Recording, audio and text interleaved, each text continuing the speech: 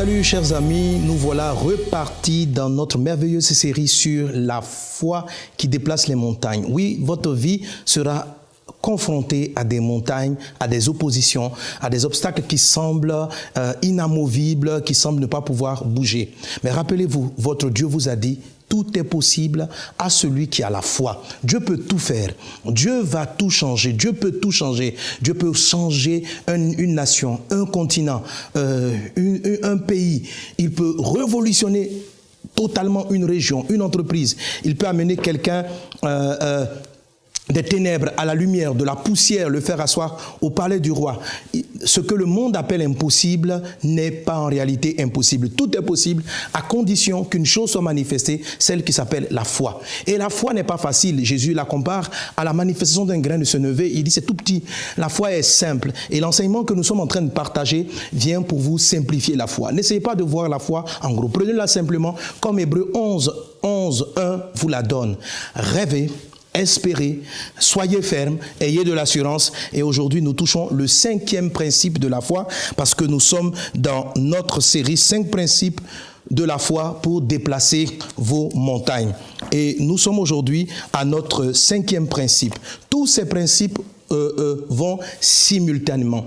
Certains de ces principes n'interviennent pas quelquefois, n'est-ce pas, dans la manifestation de la foi, tel que le principe de la fermeté. Quelquefois, le miracle est instantané. Vous n'avez pas le temps de voir si votre espérance sera ferme ou pas. Ok, vous espérez, comme Pierre marchant sur l'eau. Si Jésus n'était pas loin, si Jésus était à proximité de la barque, on aurait dit que Pierre a fini par atteindre Jésus, n'est-ce pas? Il a marché une certaine distance. La distance avait une certaine longueur et c'est en cours de route qu'il a manqué de fermeté dans son rêve, dans son espérance, et ça lui a valu de s'enfoncer dans l'eau et Jésus l'en a fait sortir. Alors, le 5e ingrédient de la foi, lui, par contre, il est vraiment déterminant encore dans la manifestation de la foi. Nous avons étudié dernièrement l'assurance qui... Elle permet de ne pas paniquer, d'être beaucoup plus serein. Maintenant, on va passer à un aspect très important de la foi, qui est la démonstration. C'est le 5e principe. Hébreux donc dit ceci: la foi est la ferme assurance des choses qu'on espère, une démonstration de celles qu'on n'a pas vues. Amen. Une démonstration de celles qu'on n'a pas vues. Donc, les choses qu'on ne voit pas doivent être montrées dans le monde réel. Démontrer, ça signifie montrer une seconde fois, ça signifie prouver, ça signifie mettre en exergue, ça signifie simplifier la chose, démontrer quelque chose. On fait des démonstrations en ce qui concerne des problèmes mathématiques. On explique un théorème, on le rend visible, on le rend manifeste. C'est ce que signifie démontrer. Le principe de la démonstration est celui-là qui va amener votre miracle qui était dans l'invisible, qui était toujours du domaine de la pensée, qui était du domaine du rêve, du domaine de l'espérance. C'est la démonstration qui va amener le rêve à devenir réel dans le monde manifeste. Parce que n'oubliez pas, la foi, c'est le bras qui va aller chercher le miracle ou la promesse dans le monde invisible pour l'amener dans le visible. La 5e partie est celle-là justement qui contribue à rendre la chose manifeste sur la terre. Quelqu'un donne un bon amen avec moi parce que ton miracle est manifesté dans le nom de Jésus. Donc, démontrer ce qu'on n'a pas encore vu. Voilà de quoi il s'agit. Ok, ce que je suis en train de dire, quelqu'un prie pour un véhicule. Il a besoin d'une voiture pour mener une mission. Il prie, il rêve la voiture, il voit la voiture, il espère que la voiture arrive, il souhaite qu'elle vienne. Malgré le fait qu'il n'ait pas suffisamment d'argent et les problèmes qu'il y a, il continue de rêver, il continue de s'attendre à sa voiture. Donc, il a appliqué le rêve, l'espérance, la fermeté et il garde l'assurance. Même s'il y a du vent autour de lui, il sait que son Dieu est puissant. Même s'il y a des situations, il sait que Dieu est vivant. Il garde l'assurance parce qu'il prie, à savoir, Seigneur, est-ce que c'est ta volonté? Il prie et il a dans son cœur que le projet pour lequel il veut le véhicule est bon. Il a la paix dans le cœur que Dieu veut qu'il fasse, qu'il ait ce véhicule-là. Ok? Ça, c'est le côté assurance. Maintenant, ça, on est tout le temps dans la phase de la prière. Il faut maintenant passer à la 5e étape, la phase de la démonstration. Et ça veut dire démontrer, ça veut dire il doit montrer qu'il a la voiture, c'est ça, démontrer ce qu'on n'a pas encore vu. Je n'ai pas encore vu le véhicule que j'ai demandé, mais je démontre. Ça veut dire, je me comporte comme si la voiture était déjà là. J'agis comme si le véhicule était là. C'est ça, démontrer. Montrer ce qu'on n'a pas vu. La foi, c'est la démonstration des choses qu'on n'a pas encore vues.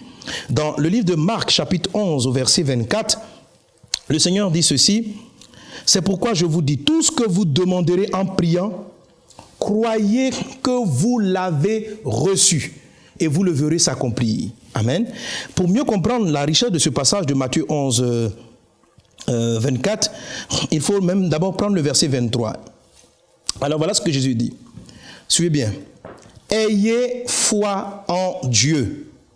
Ayez foi en Dieu. Je vous le dis en vérité, si quelqu'un dit à cette montagne, ôte-toi de là et jette-toi dans la mer, et s'il ne doute point en son cœur, mais croit que ce qu'il dit arrive, il le verra s'accomplir. Amen.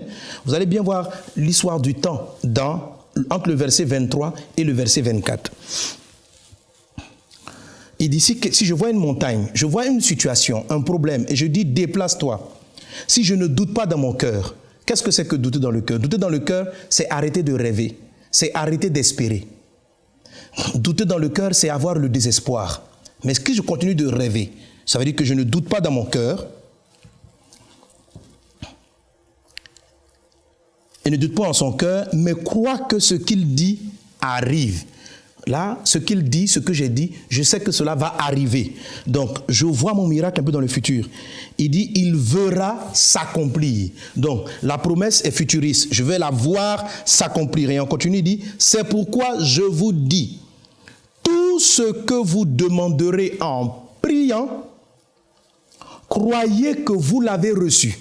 Alors là, ça change. Jésus ne dit plus, croyez que vous le recevrez. Il dit, croyez que vous l'avez reçu. Il ne dit plus, croyez que ça va s'accomplir.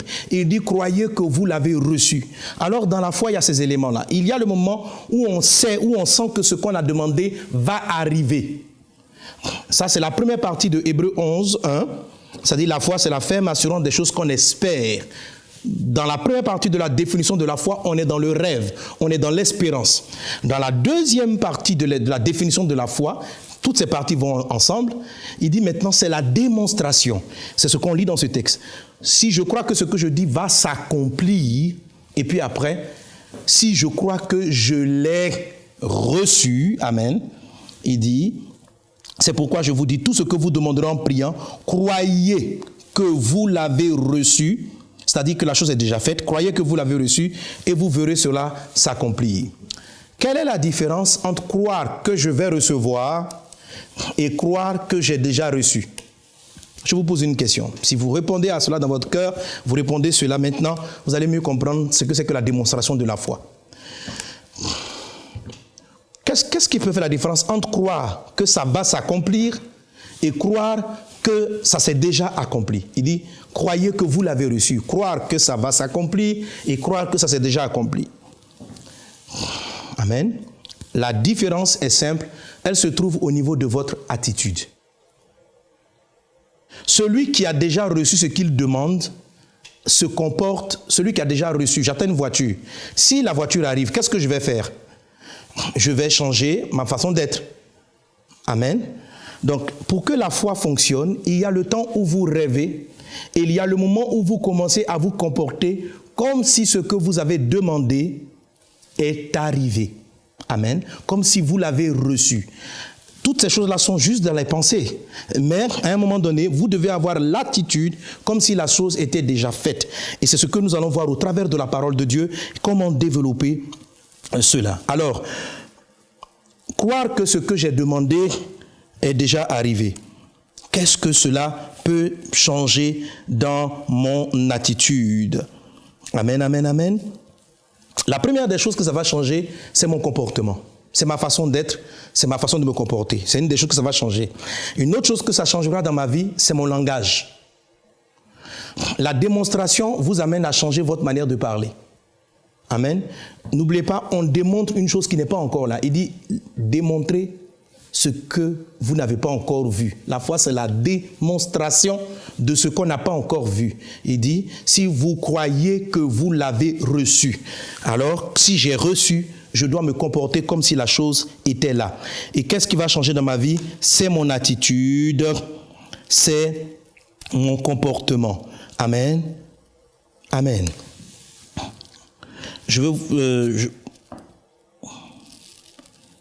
Regardez par exemple Gédéon. Il n'avait pas grand-chose. Il est parti avec le peu qu'il avait. Dans le livre de Juges, chapitre 6, versets 13 à 16, il est dit, Gédéon lui dit, « Ah, mon Seigneur, si l'Éternel est avec nous, pourquoi toutes ces choses nous sont-elles arrivées? Et où sont tous les prodiges que nos pères racontent quand ils disent, l'Éternel nous a-t-il fait monter hors d'Égypte? Maintenant, l'Éternel nous abandonne et il nous livre entre les mains de Madian. » L'Éternel se tourna et lui dit, « Va avec cette force que tu as et délivre Israël de la main de Madian. N'est-ce pas moi qui t'envoie? » Alors, qu'est-ce qu'on voit? On voit Gédéon, qui n'est pas encore le roi, qui ne domine pas, qui n'est pas encore juge en Israël, qui commence à se comporter comme un juge. Première chose il détruit la statue de Baal qui était dans la maison de son père. Il prend de l'audace. Il se comporte comme ce que Dieu lui avait demandé. Il n'est pas encore le chef d'Israël, mais il commence à agir comme s'il était le chef d'Israël. Et la démonstration de ce qui n'est pas encore vu. Dieu dit que tu vas délivrer Israël, mais il se comporte déjà en délivreur. Et le peu qu'il a, la première victoire qu'il pouvait faire, c'était de terrasser la statue de Baal qui était dans la maison de son père. Et c'est ce qu'il a fait. Il a commencé à agir. La foi a besoin que vous commenciez à agir, que vous commenciez à vous mouvoir comme si la chose était arrivée. Dans la pratique, ça peut ressembler à quoi? Une femme prie pour son mariage. Seigneur, je veux marier. Elle rêve à son mariage. Je vous ai dit rêve. Vois le mariage, vois ton marié. Ne rêve pas seulement le jour de la célébration du mariage. Rêve ton foyer. Voilà, parce qu'il y a trop de personnes qui se focalisent juste sur la robe qu'elles porteront le jour de leur mariage au lieu d'imaginer leur foyer. Il faut imaginer la vie du couple. Il faut rêver ce que tu veux de ton foyer, comment tu vois ton mariage, etc. Plus tu rêves, plus le Saint-Esprit va corriger les mauvaises parties du rêve et il va t'aider à avoir de bonnes parties du rêve et à dessiner progressivement l'homme ou la femme qu'il te faut. Ça, c'est le rêve. À un moment donné, souhaite voir la chose arriver. C'est la partie de l'espérance. Tu souhaites voir, quels que soient les problèmes, même si ton âge prend du temps, même si ta prière tarde à s'accomplir, continue de rêver, c'est l'espérance. À un moment donné, amen, tu dois avoir de l'assurance. L'assurance va venir comment? À force de prier, à force de voir la grandeur de Dieu, tu vas avoir vraiment la paix que ce que Dieu a demandé va se faire. Dès que cette assurance vient, qu'on appelle le réma, et la chose est en place, comporte-toi comme si tu étais marié. Amen. C'est ça démontré. La Bible dit, croyez que vous l'avez reçu.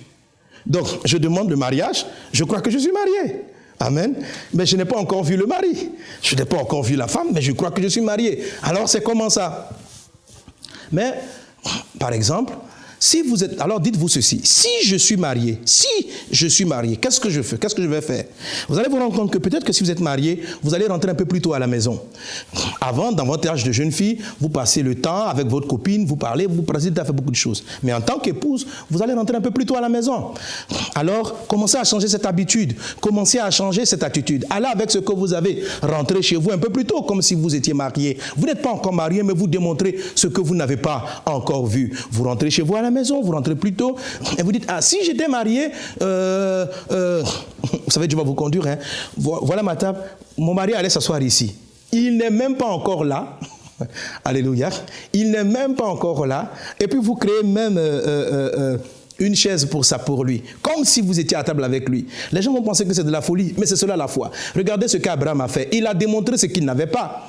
Il va à l'état civil, il dit, ok, je m'appelle Abraham, maintenant appelez-moi Abraham. Ça veut dire le père d'une multitude d'enfants, le père de beaucoup d'enfants. Donc chaque fois qu'Abraham marche dans la rue, on l'appelle papa de beaucoup d'enfants. Or, il n'en avait pas.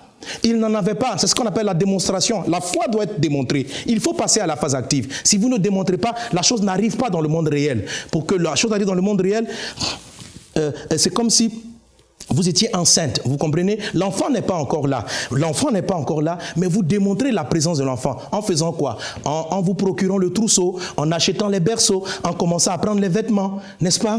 Vous démontrez ce qui n'est pas encore. Le bébé n'est pas encore là. Vous n'attendez pas la naissance pour commencer à faire les achats. Vous comportez, vous faites les achats, vous commencez à agir parce que vous savez qu'il va venir. Vous êtes convaincu qu'il va venir. C'est pareil. Parce que je sais que mon mari va venir. Je commence à avoir une attitude de femme mariée. Je commence à adopter le langage que j'aurai avec lui. Je commence à parler, à changer mon attitude, à changer mon langage en fonction de votre mariage. Je dis ça quelquefois aussi pour rire avec les personnes. Vous avez demandé à Dieu une voiture. La voiture n'est pas encore là.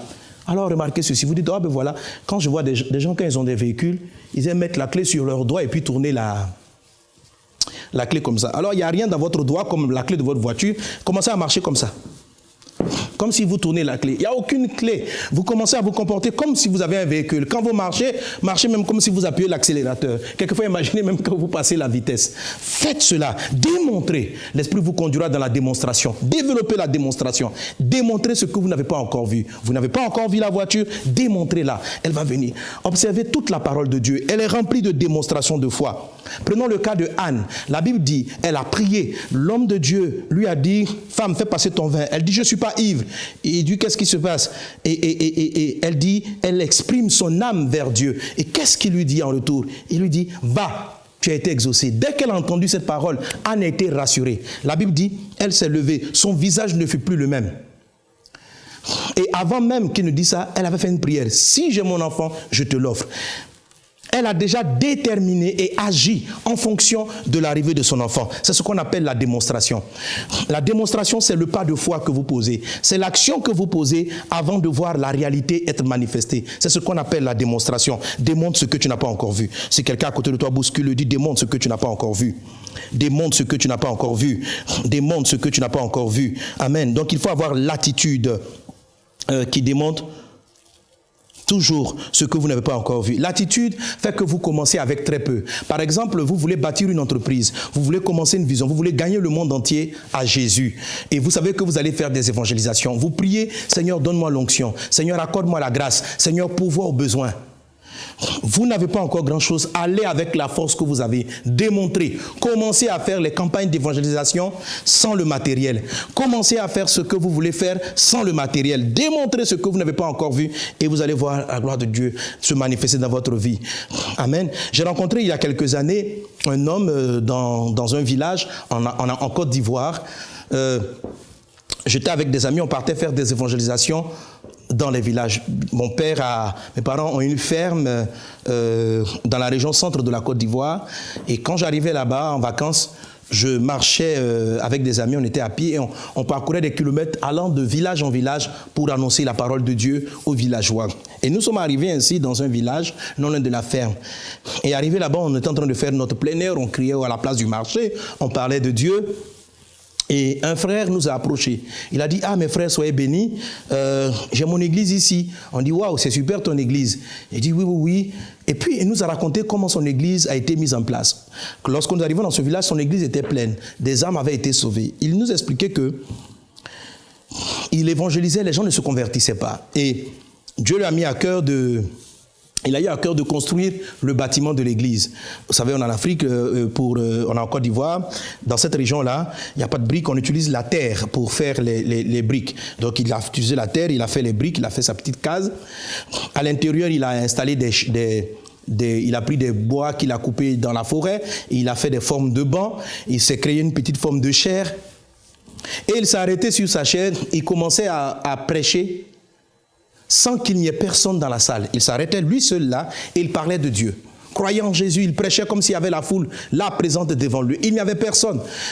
Et quand il s'agissait de l'heure de l'offrande, il prenait lui-même un petit panier qu'il avait laissé à côté et puis il circulait dans les rangées. Lui-même, il prend sa propre pièce d'argent, il met dans son panier, il vient, rendons grâce à Dieu pour les offrandes. Lui seul lui rend grâce à Dieu. Les villageois le regardaient. On dit, monsieur, il a perdu la tête. Non, il était en train de démontrer. Il avait vu dans son esprit une église pleine. Et il a commencé à se comporter comme si l'église l'était déjà, comme s'il y avait du monde dans l'église. Et c'est ce qui a amené cela à la manifestation. La foi, à un moment donné, elle vous pousse à démontrer. Vous devez passer par la démonstration. La foi, c'est 5 principes. Vous devez appliquer les 5 principes. Démontrer, agissez comme si la chose était là, quand bien même elle ne l'est pas. Amen. C'est la démonstration de ce qu'on n'a pas encore vu. Alors, commencez avec ce que vous avez. Commencez avec les moyens que Dieu met à votre disposition. Une autre chose qui est très importante dans la foi, c'est la parole. Amen, c'est la parole. La démonstration de la foi, c'est la façon dont aussi vous vous adressez. C'est la façon dont vous parlez. Alléluia. Commencez à appeler les choses qui ne sont pas comme si elles étaient. Changez le nom. Tout à l'heure, on a donné l'exemple d'Abraham. Dans la phase de la démonstration, son nom a été changé. Commencez à vous appeler du nom de la victoire. Commencez à appeler les choses comme si les choses étaient déjà là. Afin que Dieu soit glorifié. La parole crée. La parole est très importante. La Bible dit dans le livre de Jean chapitre 1 que tout ce qui existe a été créé par la parole. Au commencement était Dieu. Amen. La parole était avec Dieu, la parole était Dieu. Tout ce qui existe a été fait par la parole. La démonstration, c'est parler, utiliser le langage qu'il faut. Parler comme si la chose était là. N'utilisez plus le langage du doute, comme si la chose n'était pas en place. Il faut savoir parler ainsi. Regardez en Jean chapitre 9, versets 1 à 3. Il est dit, Jésus vient en passant un aveugle de naissance. Ses disciples lui firent cette question. Rabbi, qui a péché, cet homme ou ses parents pour qu'il soit né aveugle? Jésus répondit, ce n'est pas que lui ou ses parents aient péché, mais c'est afin que les œuvres de Dieu soient manifestées en lui. Je reviendrai tout à l'heure sur l'explication de ce passage.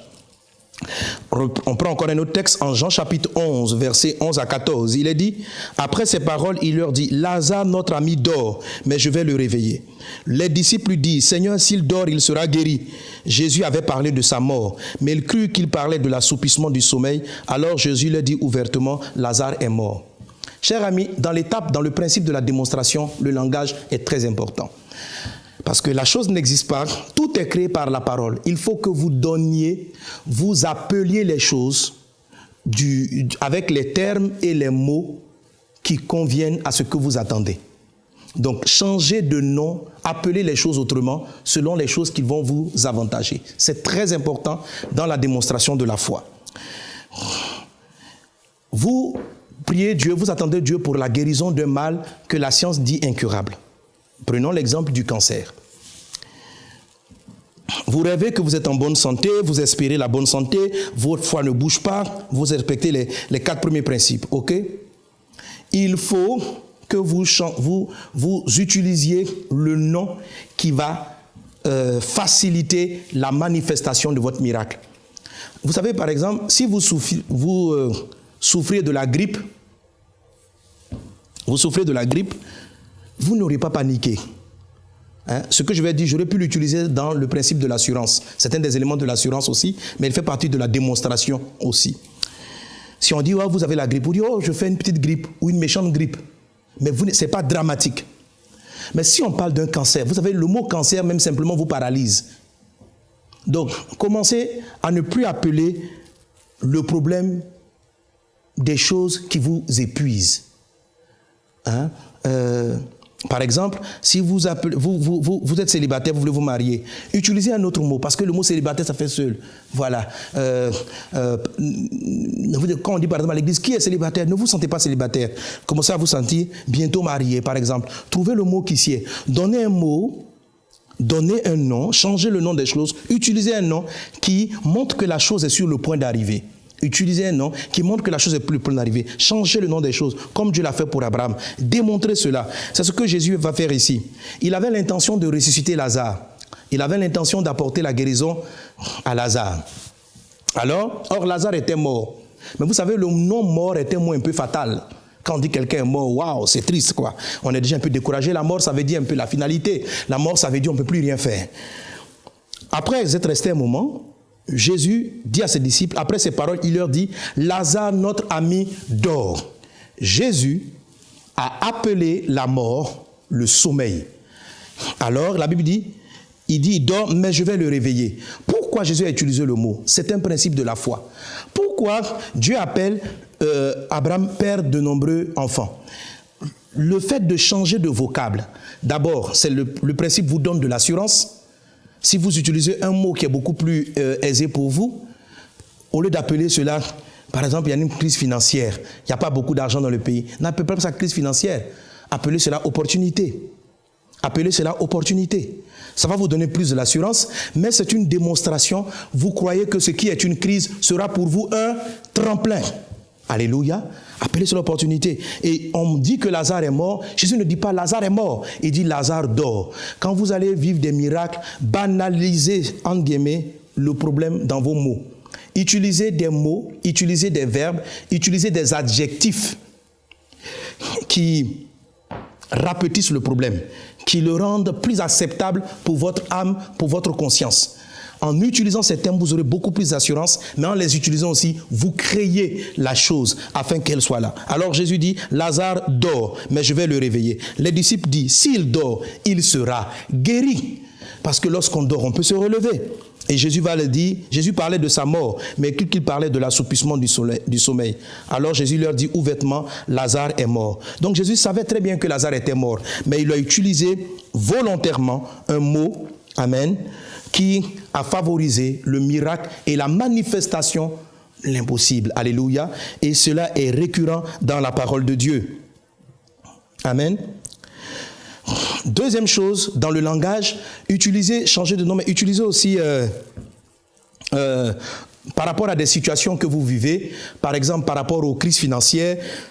Si dans le pays il y a une crise, il y a une maladie, il y a un drame qui frappe tout le monde, faites attention à la façon dont vous qualifiez les problèmes. Utilisez un mot, tout ça c'est la démonstration,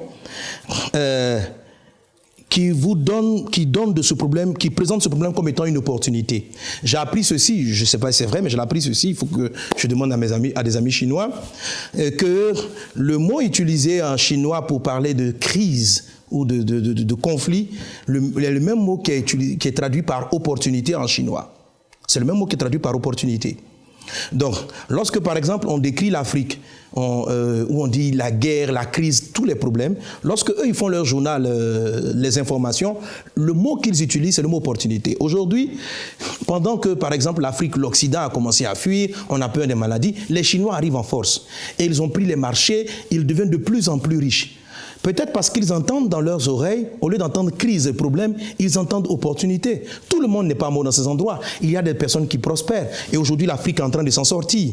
Mais les mots qu'on utilise créent la peur. Il y a des mots qui vous effraient. Il y a des mots qui vous donnent le courage d'aller de l'avant. Donc, utilisez ces termes-là. Jésus vient en passant un aveugle de naissance. Ses disciples lui disent, Rabbi, qui a péché cet homme ou ses parents pour qu'il soit né aveugle? Jésus répondit, ce n'est pas que lui ou ses parents aient péché, mais c'est afin que les œuvres de Dieu soient manifestées. Donc il y a eu un problème, mais Jésus a vu ce problème comme étant une opportunité pour les œuvres de Dieu de se manifester. La troisième et dernière chose qu'il faut faire, après utiliser cela, c'est changer votre humeur. La Bible dit, réjouissez-vous en espérance. Ça, c'est ce que Anne a fait. Elle n'avait pas encore l'enfant, mais elle a commencé à danser. La Bible dit, réjouissez-vous en espérance. Tu n'as pas encore eu ton examen, mais déjà tu commences à danser dans le présent comme si l'examen était là. Démontrer ce qu'on n'a pas encore vu, c'est commencer à sourire avant même que le miracle ne s'accomplisse. C'est commencer dans la joie. Dis-moi, en fait, démontrer, c'est si simple. Tu attends un résultat à un examen. Tu l'attends.